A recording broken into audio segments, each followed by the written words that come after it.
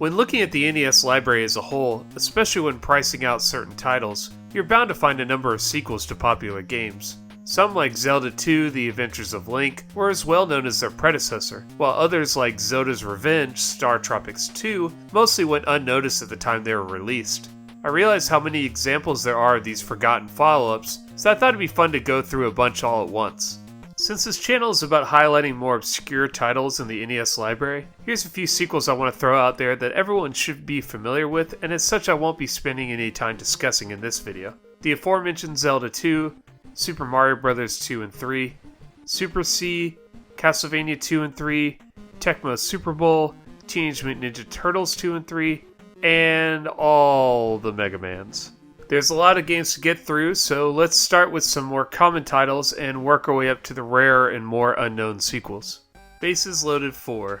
I remember the original well, but who knew there were this many additional games? 4 of any title is a lot for any system, let alone baseball games. So how does this measure up? Well, it's baseball. I kinda hate how the icons representing the bases are all the same, so I can't tell which base is which. And the outfield orientation is a mess. There's these O's on the screen that represent players and a tiny blinking pixel for the ball, but there's just no easy way to figure out where exactly the ball is going to end up. For purposes of this video, I tried my best to play at least one inning, but after the computer ran up 9 straight runs with no outs, I decided that's enough bases loaded footage for now. 1943, The Battle of Midway is the sequel to Capcom's classic overhead shooter 1942, a game that did not get a cool subtitle. While fairly similar in terms of gameplay, there are at least some significant improvements from the original. For one, the sound in 1942 cuts out as you fire, and in a game where you shoot constantly, you'd be forgiven for thinking there was no music soundtrack. 1943 has both going simultaneously, which is a fantastic reprieve for the ears. The graphics are a bit better, there's special weapons, and there's a mid-level section where you can improve aspects of your playing. It's still hard as shit, but more forgiving than other similar titles.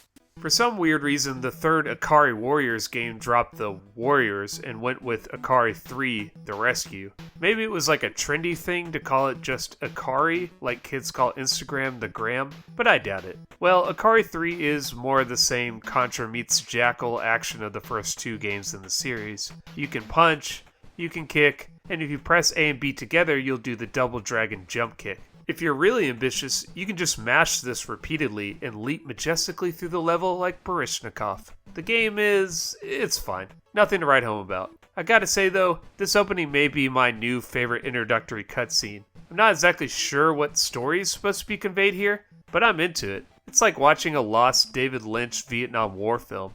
Paperboy 2 came out on a bunch of consoles, including the Super Nintendo, Sega Genesis, and Game Boy. It's pretty similar to the original, except instead of a straightforward street, now the delivery routes are a little more convoluted. Also, you can play as a paper girl. Eat shit, inequality! Otherwise, I'm sad to say this is actually a worse game than the original in every way. The sound is shoddy, the controls are bad, and while neither game has amazing graphics, the color choices in Paperboy 2 make discerning details way harder than it should be. There are several late-life NES games that have this almost Game Boy look to them, and I think it's just that the NES was such an afterthought at that point that all they did was colorize the handheld port. I say that like I know. I have no idea. This might have been some programmer's Citizen Kane, and here I am just shitting on their magnum opus.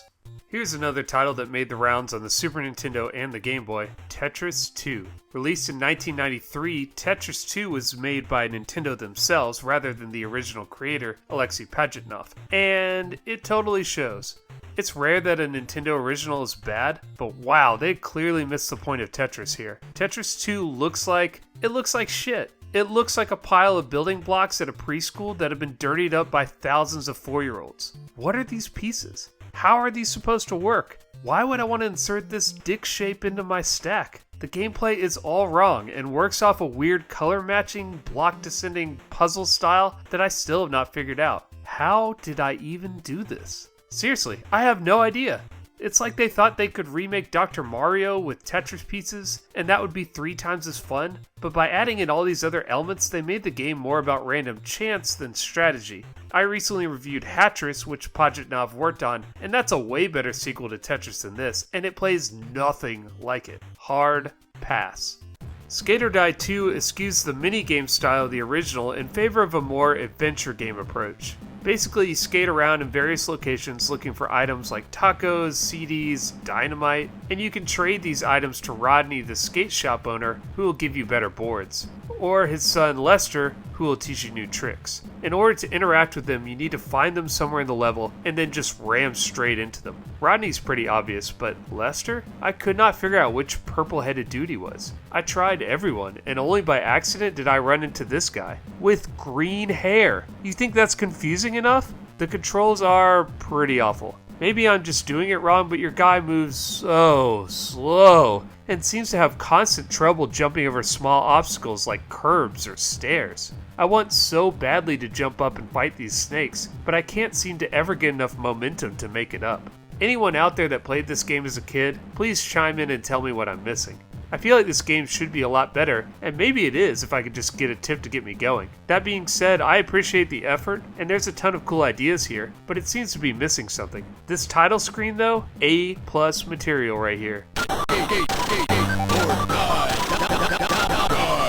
Oh boy, now we're playing with fire. I didn't know until now, but the two Back to the Future sequels were filmed back-to-back, Lord of the Rings style. Seems like a strange idea considering they take place in entirely different time periods and locations. The two movies were also released only 6 months apart, and I guess that's what explains why this game exists as a combo of 2 and 3. Well, spoiler alert, if you didn't already know, this game is awful. Abysmal. You wander around as Marty, hopping on discount Mario Brothers enemies, going in doors that lead to other doors that lead to other doors. No idea where I'm supposed to go or what I'm supposed to do. These items you pick up do nothing that I can tell, and there's one pipe with a word scrambled that says I need an item. I don't know, I'm lost. Can you imagine watching hoverboards on the big screen and then getting suckered into renting this bad boy from Blockbuster, only to wander around aimlessly? Of course you can. You and every child in America fell for this trap.